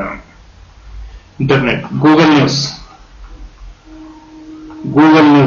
ನ್ಯೂಸ್ ಅನ್ನೋದಕ್ಕಿಂತ ಹೆಚ್ಚಾಗಿ ನಾನು ಫೇಸ್ಬುಕ್, ಇನ್ಸ್ಟಾಗ್ರಾಮ್, ಗೂಗಲ್ ನ್ಯೂಸ್ ಅಲ್ಲಿ ನೋಡಿದಾಗ ನನಗೆ ಅಂದ್ರೆ ಮೇ 16ನೇ ತಾರೀಕು ನನಗೆ ನ್ಯೂಸ್ ಗೊತ್ತಾಯ್ತು. ನಂಗೆ ಆದ್ರೂ ಡೌಟ್, ಯಾಕಂದ್ರೆ ನಮ್ಗೆ ಗೊತ್ತಲ್ಲ, ನಾನು ಜಾಸ್ತಿ ನ್ಯೂಸ್ ಪೇಪರ್ನ ನೋಡ್ತೀನಿ. ನ್ಯೂಸ್ ಪೇಪರ್ನ ನೋಡಿ ಅಥವಾ ಇನ್ನೊಂದಷ್ಟು ಮಾಹಿತಿಗಳನ್ನ ಕಲೆ ಹಾಕಿದ್ಮೇಲೆ ನಾನು ಕನ್ಫರ್ಮ್ ಮಾಡ್ಕೊಳ್ಳೋದು. ನಂಗೆ ಅವಾಗ ಡೌಟ್ ಆಯ್ತು. ಏನ್ ಮಾಡಿದ್ರೆ ಬೆಳಿಗ್ಗೆ ಎದ್ದ ತಕ್ಷಣ ಫಸ್ಟ್ ಹೋಗಿ ವಿಜಯ ಕರ್ನಾಟಕ ಪೇಪರ್ ತಗೊಂಡೆ. ಪ್ರಜಾವಾಣಿನ ಓದ್ತೀನಿ, ವಿಜಯ ಕರ್ನಾಟಕ ಪೇಪರ್ ತಗೊಂಡೆ. ಯಾಕಂದ್ರೆ ಈ ತರ ವಿಚಾರಗಳೆಲ್ಲ ವಿಜಯ ಕರ್ನಾಟಕದಲ್ಲಿ ಒಂದು ರಾಷ್ಟ್ರೀಯ ಸುದ್ದಿ ಇರ್ತವ್ರು ಅಲ್ಲಿ ಕೊಟ್ಟಿರ್ತಾರೆ. ವಿಜಯ ಕರ್ನಾಟಕ ತೆಗೆದು ಪಟ್ಟಂತ ನೋಡಿದೆ, ಅವಾಗ ನನಗೆ ಇದು ಸಿಕ್ತಿದ್ದು 7 ಅಥವಾ 8ನೇ ಪೇಜ್ ಅಲ್ಲಿ ಇದು ಸಿಕ್ತು. ಆದ್ದರಿಂದ ಇಂಟರ್ನೆಟ್ ನೋಡಿದ ತಕ್ಷಣ ನೀವು ಇದು ಕರೆಕ್ಟ್ ಅಂತ ಅನ್ಬೇಕು. ಯಾಕಂದ್ರೆ ಅಂತರ್ಜಾಲದ ಬಗ್ಗೆ ನನಗೇನು ಬೇರೆ ಇದಿಲ್ಲ. ಓಕೆನಾ. ಇಂಟರ್ನೆಟ್ ಅಂದ್ರೆ ಅದು ಕೂಡ ಒಂದು ರೀತಿಯ ಜಾಲ. ಗೂಗಲ್ ನ್ಯೂಸ್ ಅದು ಒಂದು ಬೆಸ್ಟ್ ನ್ಯೂಸ್. ಯಾಕಂದ್ರೆ ನಮ್ಗೆ ಮೇ 17ನೇ ತಾರೀಕು ಪೇಪರ್ ಅಲ್ಲಿ ಬಂದಿರತಕ್ಕಂಥದ್ದು ನನಗೆ ಮೇ 16ನೇ ತಾರೀಕಿಗೆ ಗೊತ್ತಾಗಿದೆ ಅಂದ್ರೆ ಅರ್ಥ ಮಾಡ್ಕೊಳ್ಳಿ. ಗೂಗಲ್ ಇಸ್ ಫಾಸ್ಟ್, ತುಂಬಾ ಫಾಸ್ಟ್ ಇದೆ ಗೂಗಲ್. ಓಕೆನಾ. ಗೂಗಲ್ ನ್ಯೂಸ್ ತುಂಬಾ ಫಾಸ್ಟ್ ಇದೆ. ನಾವು ಗೂಗಲ್ ನ್ಯೂಸ್ ನೋಡ್ಬೇಕು, ಅದೇ ರೀತಿ ನ್ಯೂಸ್ ಪೇಪರ್ ಗಳನ್ನು ನೋಡ್ತಾ ಇರ್ಬೇಕು. ಈ ರೀತಿ ಇದ್ದಾಗ ಮಾತ್ರ ನಾವು ಕರೆಂಟ್ ಅಫೇರ್ಸ್ ಅಲ್ಲಿ ಅಪ್ಡೇಟ್ ಆಗೋದು. ಓಕೆನಾ. ನಾನು ಗೂಗಲ್ ನ್ಯೂಸ್ ಅಲ್ಲಿ ನೋಡಿದೆ. ಅದರ ನಾಳೆಗೆ ನಾನು ಎದ್ದು ನಾನು ನೋಡಿದೆ ಫಸ್ಟ್ ವಿಜಯ ಕರ್ನಾಟಕ ಪೇಪರ್ ಬಂದಿತ್ತು. ಬೇರೆ ಪೇಪರ್ಗಳಲ್ಲೂ ಸಹ ಬಂದಿತ್ತು. ಆದ್ರೆ ನಾನು ವಿಜಯ ಕರ್ನಾಟಕ ಪೇಪರ್ ನೋಡಿದೆ ಫಸ್ಟ್. ವಿಜಯ ಕರ್ನಾಟಕ ಪೇಪರ್ ನೋಡಿದಾಗ ಈ ಒಂದು ನ್ಯೂಸ್ ಇತ್ತು. ಆಮೇಲೆ ಅಂತರ್ಜಾಲದಲ್ಲಿ ಮುದ್ರೆ ಆಗಿರುವಂತಹ ಮಾಹಿತಿ ಬೇಡ ಅಂತೇಳಿ ನ್ಯೂಸ್ ಪೇಪರ್ ಕಟಿಂಗ್ ಅನ್ನೇ ಹಾಕಿರ್ತಕ್ಕಂಥದ್ದು. ಇಲ್ಲಿ ಸ್ನೇಹಿತರೆ, ಸಿಬಿಐ ಹೆಚ್ಚುವರಿ ನಿರ್ದೇಶಕರಾಗಿ ಇಬ್ಬರನ್ನ ನೇಮಕ ಮಾಡಲಾಗಿದೆ. ಇಂಪಾರ್ಟೆಂಟ್. ಓಕೆ, ನೋಡಿ, ಬೆಸ್ಟ್ ಅಂದ್ರೆ ಬೆಸ್ಟ್ ನ್ಯೂಸ್ ಇವತ್ತು. ಓಕೆನಾ. ನೆರೆಯ ಭಾರತ ಚಂದ್ರನ ಮೇಲಿದೆ. ನಿಮ್ಗೆ ಇಲ್ಲಿ ನೆರೆಯ ಭಾರತ ಅಂದ ತಕ್ಷಣ ನಿಮ್ಗೆ ಗೊತ್ತಾಗ್ಬಿಟ್ಟಿರ್ತದೆ. ಈಗ ನೆರೆಯ ಅಂದ್ರೆ ಇದು ಯಾರೋ ಬೇರೆ ದೇಶದವರು ನಮ್ಗೆ ಹೇಳಿರ್ತಕ್ಕಂಥದ್ದು, ಬೇರೆ ದೇಶದ ಒಬ್ಬ ವ್ಯಕ್ತಿ ಹೇಳಿರ್ತಕ್ಕಂಥದ್ದು ಅಂತ. ಇದು ನಮ್ಮ ದೇಶದ ಸುದ್ದಿ ಅಲ್ಲ, ಅದೇ ನಮ್ಮ ದೇಶದ ಸುದ್ದಿ, ಆದ್ರೆ ನಮ್ಮ ದೇಶದಲ್ಲಿ ಹೇಳಿರ್ತಕ್ಕಂಥ ಮಾತಲ್ಲ ಅಂತ ನಿಮ್ಗೆ ಆಲ್ರೆಡಿ ಗೊತ್ತಾಗುತ್ತೆ. ಆದರೆ ನಮ್ಮ ಮಕ್ಕಳು ಚರಂಡಿಯಲ್ಲಿ ಬಿದ್ದಿವೆ. ನೆರೆಯ ಭಾರತ ಚಂದ್ರನ ಮೇಲಿದ್ರೆ ನಮ್ಮ ಮಕ್ಕಳು ಚರಂಡಿಯಲ್ಲಿ ಬಿದ್ದಿವೆ. ಯಾರು ಈ ರೀತಿಯಾದಂತಹ ಒಂದು ಹೇಳಿಕೆಯನ್ನ ಕೊಟ್ಟಿರ್ತಾನೆ ಅಂದ್ರೆ ಇಸ್ಲಾಮಾಬಾದ್. ಈಗೆಲ್ಲ ನಿಮ್ಗೆ ಗೊತ್ತಾಯ್ತು. ಇದು ಪಾಕಿಸ್ತಾನದ ಸುದ್ದಿ. ಪಾಕಿಸ್ತಾನದ ಮತ್ತೊಬ್ಬ ಸಂಸದ ಭಾರತೀಯ ಸಾಧನೆಯನ್ನ ಶ್ಲಾಘಿಸಿದ್ದು ಸ್ವದೇಶದಲ್ಲಿನ ದುಸ್ಥಿತಿ ಬಗ್ಗೆ ಮರುಕ ವ್ಯಕ್ತಪಡಿಸಿದ್ದಾರೆ. ನೋಡಿ ಎಂತ ಬೆಸ್ಟ್ ನ್ಯೂಸ್ ಇವತ್ತು ಅಂತ. ಇದು ನಮ್ಮ ವಿಜಯ ಕರ್ನಾಟಕ ಪೇಪರ್ ಅಲ್ಲಿ ಬಂದಿದ್ದು. ನಾನು ನಿಜವಾಗ್ಲೂ ವಿಜಯ ಕರ್ನಾಟಕಕ್ಕೆ ತುಂಬಾ ಧನ್ಯವಾದಗಳನ್ನ ಹೇಳಿಕೆ ಇಷ್ಟಪಡ್ತೀನಿ. ವಿಜಯ ಕರ್ನಾಟಕ ಇವತ್ತು ಈ ತರ ನ್ಯೂಸ್ ಸಿಗೋದೇ ನಮ್ಗೆ ಅಪರೂಪ ಆಗ್ಬಿಟ್ಟಿದೆ. ಇವತ್ತು ವೈರಲ್ ಮಾಡಿ ಇವಾಗ ಇದನ್ನ, ಓಕೆನಾ? ನೋಡಿ, ಪಾಕಿಸ್ತಾನದ ಮತ್ತೊಬ್ಬ ಸಂಸದ ಭಾರತದ ಸಾಧನೆಯನ್ನ ಶ್ಲಾಘಿಸಿದ್ದು ಸ್ವದೇಶದಲ್ಲಿನ ದುಸ್ಥಿತಿ ಬಗ್ಗೆ ಮರುಕ ವ್ಯಕ್ತಪಡಿಸಿದ್ದಾರೆ. ನೋಡಿ, ಇಲ್ಲಿದೆ ಮತ್ತೊಬ್ಬ ಪಾಕ್ ಸಂಸದನಿಂದ ಭಾರತದ ಬಗ್ಗೆ ಶ್ಲಾಘನೆ. ಇವತ್ತು ನೀವು ಇಲ್ಲೊಂದು ರಾಜ್ಯ ಇದೆ, ರಾಜ್ಯಗಳ ಹೆಸರು ಹೇಳ್ಕೊಳ್ಳೋದು ಬೇಡ ನಾವು. ಇಲ್ಲೊಂದು ರಾಜ್ಯ, ಇಲ್ಲೊಂದು ರಾಜ್ಯ, ಎರಡು ರಾಜ್ಯಗಳು ಜಂಟಿಯಾಗಿದ್ದಾವೆ. ಫಾರ್ ಎಕ್ಸಾಂಪಲ್, ಓಕೆ, ಜಂಟಿ ರಾಜ್ಯಗಳಿವು. ಈ ಎ ರಾಜ್ಯದ ಬಗ್ಗೆ ಬಿ ರಾಜ್ಯದ ಯಾವುದಾದ್ರೂ ಒಬ್ಬ ವ್ಯಕ್ತಿ ಏನಾದರೂ ಮಾತಾಡಿದ್ರೆ ಈ ಅಥವಾ ಶ್ಲಾಘನೆ ಮಾಡಿದ್ದೇ ಆದಲ್ಲಿ ಈ ಬಿ ರಾಜ್ಯದಲ್ಲಿ ಎಷ್ಟು ಸ್ಟ್ರೈಕ್ ನಡೆಯಬಹುದು ಯೋಚನೆ ಮಾಡಿ. ಇವತ್ತು ಎಷ್ಟು ಸ್ಟ್ರೈಕ್ ನೀವು ನೋಡಿದ್ದೀರಿ ಆಲ್ರೆಡಿ, ಎಷ್ಟು ಸ್ಟ್ರೈಕ್ ನಡೆಯಬಹುದು. ಅಥವಾ ಈ ಎ ರಾಜ್ಯದವರು ಬಿ ರಾಜ್ಯದ ಬಗ್ಗೆ, ಈ ಬಿ ರಾಜ್ಯದವರು ಖುಷಿ ಇರ್ತಾರೆ ನಿಮ್ಗೆ, ಯಾಕಂದ್ರೆ ನಮ್ಮ ರಾಜ್ಯದ ಬಗ್ಗೆ ಇವ್ರು ಏನೋ ಒಂದು ಹೇಳಿದ್ರು ಅಂತ ಖುಷಿ ಇರ್ತಾರೆ. ಒಳ್ಳೇದನ್ನ ನಾನು ಹೇಳ್ತಿರೋದು, ಓಕೆನಾ? ಈ ಬಿ ರಾಜ್ಯದ ಯಾವುದೋ ಒಬ್ಬ ವ್ಯಕ್ತಿ ಎ ರಾಜ್ಯದ ಬಗ್ಗೆ ಏನೋ ಒಂದು ಹೇಳ್ದ, ಅವಾಗ ಈ ಎ ರಾಜ್ಯದ ಖುಷಿ ಪಡ್ತಾರೆ, ಈ ವ್ಯಕ್ತಿ ಬಗ್ಗೆ ಒಳ್ಳೊಳ್ಳೆಯ ಪೋಸ್ಟ್ ಗಳನ್ನ ಹಾಕ್ತಾರೆ. ಆದ್ರೆ ಬಿ ರಾಜ್ಯದಲ್ಲಿ ಬಗ್ಗೆ ಹೇಳ್ತಾರೆ, ನಮ್ಮ ರಾಜ್ಯವನ್ನ ಆ ರಾಜ್ಯಕ್ಕೆ ಹೋಲಿಸಿ ಈತ ನಮ್ಮ ರಾಜ್ಯದಲ್ಲಿ ಅಶಾಂತಿಯನ್ನು ಎಬ್ಬಿಸ್ತಾ ಇದ್ದಾನೆ ಅಂತ. ಆದರೆ ನಾ ಕೇಳಿದ್ದು ನಮ್ಮ ದೇಶದಲ್ಲಿ ರಾಜ್ಯಗಳ ನಡುವೆ, ಆದರೆ ಆತನ ದೇಶದಲ್ಲಿ ಇವತ್ತು ಭಾರತ ಪಾಕಿಸ್ತಾನ ಅಂದ್ರೆ ನಿಮ್ಗೆಲ್ಲರಿಗೂ ಗೊತ್ತಿರೋ ಶತ್ರುಗಳು ಅಂತ ನೀವೆಲ್ಲ ಅನ್ಕೊಂಡಿದ್ದೀರಿ. ಓಕೆ, ಅದು ನಮ್ಮ ನೆರೆಯ ರಾಷ್ಟ್ರ, ಓಕೆನಾ? ಅದು ನಮ್ಮ ನೆರೆಯ ರಾಷ್ಟ್ರ. ಆ ನೆರೆಯ ರಾಷ್ಟ್ರದ ಒಬ್ಬ ಸಂಸದ, ಅಲ್ಲೇ ಒಬ್ಬ MP ಭಾರತವನ್ನ ಅಲ್ಲಿನ ಸಂಸತ್ತಿನಲ್ಲಿ ನಮ್ಮ ಭಾರತವನ್ನ ಶ್ಲಾಘನೆ ಮಾಡ್ತಾರೆ ಅಂದ್ರೆ ಅರ್ಥ ಮಾಡ್ಕೊಳ್ಳಿ. ಆ ಸಂಸದ ಎಷ್ಟು ಯೋಚನೆಯನ್ನ ಮಾಡಿ ಹಾಗೂ ನಮ್ಮ ಭಾರತದ ಬಗ್ಗೆ ಎಷ್ಟು ಅಧ್ಯಯನವನ್ನ ಮಾಡಿ ಮಾತನಾಡಿರ್ಬೇಕು. ಕರೆಕ್ಟ್ ಅಲ್ವಾ? ಈ ಒಬ್ಬ ಸಂಸದ ನಮ್ಮ ಭಾರತದ ಬಗ್ಗೆ ಎಷ್ಟು ಸಂಶೋಧನೆ ಮಾಡಿರ್ಬೇಕು, ಎಷ್ಟು ರೀತಿಯಿಂದ ಗಮನಿಸಿರ್ಬೇಕು. ಇವಾಗ ನಾವು ಅನ್ಕೋತೀವಿ ನಮ್ಮ ದೇಶ, ಇಡೀ ಏಷ್ಯಾದಲ್ಲಿ ಇರ್ತಕ್ಕಂಥ ಮೂರೇ ರಾಷ್ಟ್ರಗಳು, ದೊಡ್ಡ ರಾಷ್ಟ್ರಗಳು, ಭಾರತ, ರಷ್ಯಾ ಮತ್ತು ಚೀನಾ. ಈ ಮೂರೇ ಪ್ರಬಲವಾದ ರಾಷ್ಟ್ರಗಳು ಇವತ್ತಿರ್ತಕ್ಕಂಥದ್ದು. ಅರ್ಥ ಮಾಡ್ಕೋಬಿಡಿ. ಈ ಮೂರು ರಾಷ್ಟ್ರಗಳಲ್ಲಿ ನಮ್ಮ ನೆರೆಯ ರಾಷ್ಟ್ರ ಪಾಕಿಸ್ತಾನ, ನಾವು ಶತ್ರು ರಾಷ್ಟ್ರ ಅಂತ ಕರಿತೀವಿ. ಶತ್ರು ರಾಷ್ಟ್ರದ ಒಬ್ಬ ಸಂಸದ ನೀವಂತಕ್ಕಂಥದ್ದು, ಇದು ಶತ್ರು ರಾಷ್ಟ್ರದ ಒಬ್ಬ ಸಂಸದ. ಆದ್ರೆ ನಮಗೆ ಈತ ಪಾಕಿಸ್ತಾನದ ಒಬ್ಬ ಸಂಸದ ಅಷ್ಟೇ. ನಮ್ಮ ಶಿಕ್ಷಣದಲ್ಲಿ ನಮ್ಗೆ ಶತ್ರು ರಾಷ್ಟ್ರ ಬೇಡ, ನಮ್ಗೆ ಪಾಕಿಸ್ತಾನದ ಒಬ್ಬ ಸಂಸದ ನಮ್ಮ ರಾಷ್ಟ್ರದ ಬಗ್ಗೆ ಶ್ಲಾಘನೆಯನ್ನ ಏನ್ ಮಾಡಿದ್ದಾನೆ, ಶ್ಲಾಘಿಸಿದ್ದಾನೆ. ನಮ್ಮ ರಾಷ್ಟ್ರದ ಸಾಧನೆಯನ್ನ ಶ್ಲಾಘನೆ ಮಾಡಿದ್ದಾನೆ. ಏನಂತ ಓದೋಣ. ಪಾಕಿಸ್ತಾನದ ಸಂಸತ್ತಿನಲ್ಲಿ ಮಾತಾಡಿದ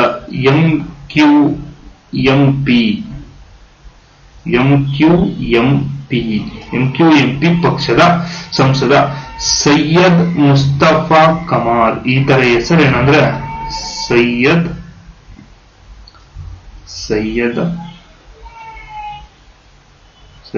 ಮುಸ್ತಫಾ ಕಮಾಲ್ ಅವರು ಪಾಕಿಸ್ತಾನ ಮತ್ತು ಭಾರತದಲ್ಲಿನ ಶಿಕ್ಷಣ ವ್ಯವಸ್ಥೆ ಸೌಕರ್ಯದ ಬಗ್ಗೆ ಮಾತನಾಡುವ ವಿಡಿಯೋ ಸಾಮಾಜಿಕ ಜಾಲತಾಣಗಳಲ್ಲಿ ವೈರಲ್ ಆಗಿದೆ. 30 ವರ್ಷಗಳ ಹಿಂದೆ ಭಾರತವು ತನ್ನ ಮಕ್ಕಳಿಗೆ ಉತ್ತಮ ಶಿಕ್ಷಣವನ್ನು ನೀಡಿತು. ಅಂದ್ರೆ 30 ವರ್ಷಗಳ ಹಿಂದೆ ಭಾರತ ತನ್ನ ಮಕ್ಕಳಿಗೆ ಉತ್ತಮ ಶಿಕ್ಷಣವನ್ನು ಅಂದ್ರೆ ತನ್ನ ಭಾರತವು ತನ್ನ ಮಕ್ಕಳು ಅಂದ್ರೆ ಭಾರತದ ಪ್ರಜೆಗಳಿಗೆ ಉತ್ತಮ ಶಿಕ್ಷಣವನ್ನು ನೀಡಿತು. ಅವರು ಜಗತ್ತಿನ ಟಾಪ್ 25 ಕಂಪನಿಗಳ ಸಿಇಒಗಳಾಗಿದ್ದಾರೆ. ಭಾರತದ ಯುವ ಶಕ್ತಿಗಾಗಿ ಇಡೀ ಜಗತ್ತಿನಲ್ಲಿ ಬೇಡಿಕೆ ಇರತಕ್ಕಂಥದ್ದು. ಭಾರತವೆಂದರೆ ಯುವ ಶಕ್ತಿ, ಭಾರತವೆಂದರೆ ಯುವ ಶಕ್ತಿ. ಸ್ವಾಮಿ ವಿವೇಕಾನಂದರು. ಓಕೆ, ಯುವ ಶಕ್ತಿ ಅಂತಕ್ಕಂಥ ಕ್ಷಣ ನಮಗೆ ಫಸ್ಟ್ ನೆನಪಾಗೋದೆ ಸ್ವಾಮಿ ವಿವೇಕಾನಂದರು ಅಲ್ವಾ. ಯುವ ಶಕ್ತಿ ಇವತ್ತು ಇಡೀ ಜಗತ್ತಿನಲ್ಲೇ ಬೇಡಿಕೆ ಇರ್ತಕ್ಕಂಥದ್ದು. ಭಾರತ ಚಂದ್ರನ ಮೇಲೆ ಇರ್ತಕ್ಕಂಥದ್ದು, ಆದರೆ ನಮ್ಮ ಮಕ್ಕಳು ಇವತ್ತು ಕರಾಚಿಯ ಚರಂಡಿಯಲ್ಲಿ ಬಿದ್ದು ಸಾಯ್ತಿವೆ ಎಂದು ಮುಸ್ತಫಾ ಬೇಸರ ವ್ಯಕ್ತಪಡಿಸಿರ್ತಕ್ಕಂಥದ್ದು. ಅಂದ್ರೆ ಆ ವ್ಯಕ್ತಿ ಹೇಳಿರ್ತಕ್ಕಂಥದ್ದು ನೋಡಿ ಎಷ್ಟು ಅರ್ಥಪೂರ್ಣವಾಗಿ ಹೇಳಿದ್ದಾರೆ. 30 ವರ್ಷಗಳ ಹಿಂದೆ ಭಾರತ ತನ್ನ ಪ್ರಜೆಗಳಿಗೆ ಉತ್ತಮ ಶಿಕ್ಷಣವನ್ನ ನೀಡಿತು. ಈಗಿನ ಅವರು ಆ ಪ್ರಜೆಗಳು, ಆ ಭಾರತದ ಮಕ್ಕಳು ಟಾಪ್ 25 ಅಂದ್ರೆ ವಿಶ್ವದಲ್ಲೇ ಟಾಪ್ ಇರತಕ್ಕಂಥ 25 ಕಂಪನಿಗಳ ಸಿಇಒಗಳಾಗಿ ಹೊರಹೊಮ್ಮಿದ್ದಾರೆ ಭಾರತದವರು. ಭಾರತದ ಯುವಶಕ್ತಿಗಾಗಿ ಇಡೀ ಜಗತ್ತಿನಲ್ಲಿ ಬೇಡಿಕೆ ಇದೆ. ಭಾರತ ಚಂದ್ರನ ಮೇಲೆ ಇವತ್ತು ಭಾರತ ಇಲ್ಲ, ಚಂದ್ರನ ಮೇಲೆ ಇರತಕ್ಕಂಥದ್ದು, ಆದರೆ ನಮ್ಮ ಮಕ್ಕಳು ಕರಾಚಿಯ ಚರಂಡಿಯಲ್ಲಿ ಬಿದ್ದು ಸಾಯ್ತಾ ಇದೆ ಅಂತೇಳಿ ಅಲ್ಲಿನ ಸಂಸದರು ಬೇಸರವನ್ನ ವ್ಯಕ್ತಪಡಿಸಿರ್ತಕ್ಕಂದ್ರೆ ಅಲ್ಲಿಯ ಶಿಕ್ಷಣ ಅಷ್ಟು ಹದಗೆಟ್ಟಿರ್ತಕ್ಕಂಥದ್ದು. ಆ ವ್ಯಕ್ತಿ ಅಲ್ಲಿಯ ಶಿಕ್ಷಣದ ಬಗ್ಗೆ ಬೇಸರವನ್ನ ಹೊರಗಾಕಿರ್ತಕ್ಕಂಥದ್ದು. ಭಾರತ ಈಗ ಭೂಮಿ ಆಗ್ತಾ ಇದೆ. ಇದಕ್ಕೆ ಕಾರಣ ದೇಶದ ಮಕ್ಕಳಿಗೆ ಅಗತ್ಯವಾದ ಶಿಕ್ಷಣವನ್ನ ಕೊಡಲಾಗಿದೆ. ನಮ್ಮ ದೇಶದಲ್ಲಿ ಶಾಲೆಗೆ ಹಾಜರಾಗಲು ಸಾಧ್ಯವಾದ 2 ಕೋಟಿಗೂ ಅಧಿಕ ಮಕ್ಕಳಿದ್ದಾರೆ. ಶಿಕ್ಷಣದ ವಿಚಾರದಲ್ಲಿ ದೇಶದ ದುಸ್ಥಿತಿ ಏನೆಂದರೆ ನಮ್ಮ ನಾಯಕರಿಗೆ ನಿದ್ರೆ ಬರಬಾರದು. ಅಂದ್ರೆ ಭಾರತ ಇವಾಗ ಭೂಮಿ ಆಗ್ತಾ ಇದೆ. ಇದಕ್ಕೆ ಕಾರಣ ಭಾರತ ಒಳ್ಳೆಯ ಶಿಕ್ಷಣವನ್ನ, ಅಗತ್ಯವಾದ ಶಿಕ್ಷಣವನ್ನ ಅಲ್ಲಿಯ ಪ್ರಜೆಗಳಿಗೆ, ಅಲ್ಲಿಯ ಮಕ್ಕಳಿಗೆ ಕೊಡ್ಲಾಗ್ತದೆ. ಆದ್ರೆ ನಮ್ಮ ದೇಶದಲ್ಲಿ ಶಾಲೆಗೆ ಅಡ್ಮಿಷನ್ ಆಗ್ತಾರೆ, ಬಟ್ ಅದು ಅಲ್ಲಿಗೆ ಆಗದೆ ಇರತಕ್ಕಂತಹ 2 ಕೋಟಿಗೂ ಅಧಿಕ ಮಕ್ಕಳು ಇವತ್ತು ನಮ್ಮ ದೇಶದಲ್ಲಿದ್ದಾರೆ. ಏನಿತ್ತು ನಮ್ಮ ದೇಶದ ದುಸ್ಥಿತಿ ಅಂತೇಳಿ ಇವತ್ತು ಪಾಕಿಸ್ತಾನದ ಸಂಸದರಾಗಿರ್ತಕ್ಕಂತಹ ಸೈಯದ್ ಮುಸ್ತಫಾ ಕಮಾಲ್ ರವರು ಅಲ್ಲಿ ನಮ್ಮ ಭಾರತವನ್ನ ಕೊಂಡಾಡಿ ಅಲ್ಲಿ ಪಾಕಿಸ್ತಾನದ ಸ್ಥಿತಿಯನ್ನ ಆಕ್ರೋಶವನ್ನ ಹೊರಹಾಕಿರ್ತಕ್ಕಂಥದ್ದು. ಸ್ನೇಹಿತರೆ, ಇದಿಷ್ಟು ಇವತ್ತಿನ ಮಾಹಿತಿ. ಓಕೆನಾ ಸ್ನೇಹಿತರೆ, ಇದು ಇವತ್ತಿನ ಪ್ರಚಲಿತ ಘಟನೆಗಳು. ಅದೇ ರೀತಿ ಈ ಒಂದು ವಿಡಿಯೋವನ್ನ ನಿಮ್ಮ ಸ್ನೇಹಿತರಿಗೂ ಸಹ ಶೇರ್ ಮಾಡಿ, ನಿಮ್ಮ ಸ್ನೇಹಿತರು ಸಹ ಈ ವಿಡಿಯೋದ ಸದುಪಯೋಗವನ್ನು ಪಡ್ಕೊಳ್ಳಿ. ಅದೇ ರೀತಿ ಒಂದು ನಿಮಗೆಲ್ಲ ಗೊತ್ತಿರೋ ಹಾಗೆ ಸುಮಾರು 5 ಅತ್ಯುತ್ತಮ ದಿನಪತ್ರಿಕೆಗಳು, 5 ಅತ್ಯುತ್ತಮ ದಿನಪತ್ರಿಕೆಗಳಲ್ಲಿ ಈ ಒಂದು ಮಾಹಿತಿಯನ್ನ ನಾನು ಕಲೆ ಹಾಕಿ ಇವತ್ತು ನಿಮ್ಮ ಮುಂದೆ ಪ್ರಸ್ತುತಪಡಿಸಿರ್ತಕ್ಕಂಥದ್ದು. ಯಾವುದೇ ರೀತಿಯ ಸಣ್ಣ ಪುಟ್ಟ ಲೋಪದೋಷಗಳು ಹಾಗೆ ಆಗುತ್ತೆ. ಆ ಲೋಪದೋಷಗಳೆಲ್ಲವನ್ನು ಸಹ ನೀವು ಒಂದು ಬದಿಗಿಟ್ಟು, ಓಕೆನಾ, ಲೋಪದೋಷಗಳೆಲ್ಲವನ್ನು ಒಂದು ಬದಿಗಿಟ್ಟು ಏನ್ ಮಾಡಿ, ಒಳ್ಳೆಯದನ್ನ ಮಾತ್ರ ತಗೊಳ್ಳಿ. ಓಕೆ, ಯಾವುದೇ ಒಂದು ಹಂಸ ಪಕ್ಷಿ ಹಾಲು ಮತ್ತೆ ನೀರು ಎರಡನ್ನು ಮಿಕ್ಸ್ ಮಾಡಿ ಕೊಟ್ರೆ ಅದೇನ್ ಮಾಡುತ್ತೆ, ಕೇವಲ ಹಾಲನ್ನು ಮಾತ್ರ ಕುಡಿದು ನೀರನ್ನ ಏನ್ ಮಾಡುತ್ತೆ ಅಲ್ಲೇ ಬಿಡುತ್ತೆ. ಅದೇ ರೀತಿ ನೀವು ಇವತ್ತು ನಮ್ಮ ಭಾರತದ ಯುವ ಶಕ್ತಿ ಅದೇ ರೀತಿ ಇರಬೇಕು. ಒಳ್ಳೆಯದನ್ನ ಮಾತ್ರ ತಗೊಳ್ಳಿ, ಕೆಟ್ಟದನ್ನ ಬಿಟ್ಟು ಬಿಡಿ. ಅದೇ ರೀತಿ ಒಂದು ತರಗತಿಯಲ್ಲಿ ಯಾವ್ದಾದ್ರು ಸಣ್ಣ ಪುಟ್ಟ ಲೋಪದೋಷಗಳಿಲ್ಲದೆ ಯಾವುದೇ ಕಾರಣಕ್ಕೂ ಯಾವುದೇ ವ್ಯಕ್ತಿ ಇರಲಾರ. ಅದೇ ರೀತಿ ಈ ಒಂದು ಯಾವುದೇ ಒಂದು ತರಗತಿಯಲ್ಲಿ ಸಣ್ಣ ಪುಟ್ಟ ಲೋಪದೋಷಗಳಿದ್ರೆ ಅದನ್ನ ಸರಿಪಡಿಸಿ ಮುಂದಿನ ತರಗತಿಯಿಂದ ಇನ್ನೊಂದು ರೀತಿಯಾದಂತಹ ಒಂದು ವ್ಯವಸ್ಥೆಯನ್ನ ನಾನು ತರಬೇಕು ಅಂತೇಳಿ ಇವತ್ತು ನಿರ್ಧಾರವನ್ನ ಮಾಡಿದ್ದೀನಿ. ಅಂದ್ರೆ ಈ ತರಗತಿಯೆಲ್ಲ ಮುಗಿದ ನಂತರ ನಿಮ್ಗೆ ಒಂದು QR ಕೋಡ್, ಈ ತರಗತಿಯೆಲ್ಲ ಮುಗಿದ ನಂತರ ನಿಮ್ಗೆ ಒಂದು QR ಕೋಡ್ ಕೊಡ್ತೀನಿ. ಓಕೆನಾ, ಒಂದು ನಿಮಿಷ ಇರಿ. ಹಾಗೆ ಈ ತರಗತಿಯೆಲ್ಲ ಮುಗಿದ ನಂತರ ನಿಮ್ಗೊಂದು QR ಕೋಡ್, ಓಕೆನಾ, ನಿಮ್ಮೊಂದು QR ಕೋಡ್. ಓಕೆ, ಇದೇನಿದು, ಇದು QR ಕೋಡ್. ತರಗತಿ ಎಲ್ಲ ಮುಗಿದ ನಂತರ ಅಂದ್ರೆ ಕಡೆ ಪೇಜ್ ಅಲ್ಲಿ ಕೊಡ್ತೀನಿ ಈ QR ಕೋಡ್. ಈ QR ಕೋಡ್ ಅನ್ನ ಸ್ಕ್ಯಾನ್ ಮಾಡಿ ನೀವು ನಿಮ್ಮ ಅಭಿಪ್ರಾಯಗಳನ್ನ ಅಲ್ಲಿಗೆ ಹಾಕಬಹುದು. ನಿಮ್ಮ ಅಭಿಪ್ರಾಯಗಳು ಏನೇ ತಪ್ಪುಗಳಿದ್ರು ಸಹ ಹಾಕಿ ಅದನ್ನ ನಮ್ಮ ಆಡಳಿತ ಸಿಬ್ಬಂದಿ ಸರಿ ಮಾಡ್ತಾರೆ. ಆಯ್ತಾ, ಈ QR ಕೋಡ್ ಹಾಗೂ ಡಿಸ್ಕ್ರಿಪ್ಷನ್ ಅಲ್ಲಿ, ಓಕೆ, ಡಿಸ್ಕ್ರಿಪ್ಷನ್ ಅಲ್ಲಿ ನಿಮಗೆ ನಮ್ಮ ಚಾನೆಲ್ ನ ಲಿಂಕ್ ಹಾಗೂ ಇನ್ನೊಂದು ಈ ಕ್ಯೂ ಆರ್ ಕೋಡ್ ಏನಿರುತ್ತೆ, ಈ ಒಂದು ಕ್ಯೂ ಆರ್ ಕೋಡ್ ನ ಲಿಂಕ್, ಈ ಕ್ಯೂ ಆರ್ ಕೋಡ್ ನ ವೈಯಕ್ತಿಕವಾಗಿ ಏನಾದ್ರೂ ನಿಮ್ಮ ಅಭಿಪ್ರಾಯಗಳನ್ನು ತಿಳಿಸ್ಬೇಕಾದ್ರೆ ಆ ಲಿಂಕ್ ಅನ್ನು ಸಹ ನೀಡಿರ್ತೀನಿ. Q R code next class ಇಂದ ಬರುತ್ತೆ ಇದು. ಓಕೆನಾ? ಕ್ಯೂ ಆರ್ ಕೋಡ್ ಇರುತ್ತೆ, ನಿಮ್ಗೆ ನಮ್ಮ ಚಾನಲ್ ಲಿಂಕ್ ಬರುತ್ತೆ. ಓಕೆ, ಚಾನಲ್ ಸಹ ಕ್ಯೂ ಆರ್ ಕೋಡ್ ಹಾಕ್ತೀನಿ next. Okay, channel Q R code ಇರುತ್ತೆ ಇಲ್ಲಿ, ಚಾನಲ್ ಕ್ಯೂ ಆರ್ ಕೋಡ್ ಹಾಗೂ ನಿಮ್ಗೆ ಏನಾದ್ರು ತಿಳಿಸ್ಬೇಕು ಅಂದ್ರೆ ನೆಕ್ಸ್ಟ್ ಅದ್ರದ್ದು ಸಹ ಕ್ಯೂ ಆರ್ ಕೋಡ್, ನಿಮ್ಮ ವೈಯಕ್ತಿಕ ಅಭಿಪ್ರಾಯಗಳನ್ನ ತಿಳಿಸ್ಲಿಕ್ಕೆ ಅದ್ರದ್ದು ಒಂದು ಕ್ಯೂ ಆರ್ ಕೋಡ್, ಈ ರೀತಿಯ ಕ್ಯೂ ಆರ್ ಕೋಡ್ ಎಲ್ಲ ಬರುತ್ತೆ. ಓಕೆನಾ? ಇದನ್ನೆಲ್ಲ ಉಪಯೋಗ ಮಾಡ್ಕೊಳ್ಳಿ. ಅದೇ ರೀತಿ ಈಗಾಗಲೇ 11,000ಕ್ಕೂ ಹೆಚ್ಚು ವಿದ್ಯಾರ್ಥಿಗಳಿರ್ತಕ್ಕಂಥ ನಮ್ಮ ಸ್ಪರ್ಧಾ ವಿನಯ ಟೆಲಿಗ್ರಾಮ್ ಚಾನಲ್. ಓಕೆ, 11,000ಕ್ಕೂ ಹೆಚ್ಚು ವಿದ್ಯಾರ್ಥಿಗಳಿರ್ತಕ್ಕಂಥ ನಮ್ಮ ಸ್ಪರ್ಧಾ ವಿನಯ ಟೆಲಿಗ್ರಾಮ್ ಚಾನೆಲ್ಗೆ ನೀವು ಸಹ ಜಾಯಿನ್ ಆಗಿ ದಿನನಿತ್ಯದ ಪತ್ರಿಕೆಗಳು ಇದೆಲ್ಲವನ್ನು ಅದರಲ್ಲಿ ನಾವು ಹಾಕ್ತಿರ್ತೀವಿ. ಪ್ರಶ್ನೆ ಪತ್ರಿಕೆಗಳು ಹಾಗೂ ಹಲವಾರು ದಿನಪತ್ರಿಕೆಗಳು, ಈ ರೀತಿಯ ಪತ್ರಿಕೆಗಳನ್ನೆಲ್ಲ ಅದರಲ್ಲಿ ನಾವು ಪ್ರಸ್ತುತಪಡಿಸ್ತಾ ಇರ್ತೀವಿ. ಹಾಕಿ ಅದರ ಸದುಪಯೋಗನ ಪಡ್ಕೊಳ್ಳಿ ಅಂತ ಹೇಳ್ತಾ ಇವತ್ತಿನ ತರಗತಿಯನ್ನ ಮುಗಿಸ್ತಾ ಇದ್ದೀನಿ. ನಾಳೆ ಮತ್ತೊಂದು ತರಗತಿಯನ್ನ ತೆಗೆದುಕೊಂಡು ಹಲವಾರು ಹೊಸ ವಿಷಯಗಳನ್ನ ತೆಗೆದುಕೊಂಡು ನಿಮ್ಮ ಮುಂದೆ ಬರ್ತೀನಿ ಸ್ನೇಹಿತರೆ. ಧನ್ಯವಾದಗಳು.